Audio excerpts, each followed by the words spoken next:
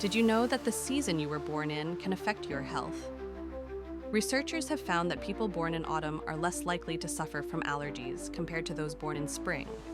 This quirky fact is linked to the mother's exposure to pollen during pregnancy, which can influence the baby's immune system development. Imagine, the time of year you enter the world might just give you a sneeze-free life.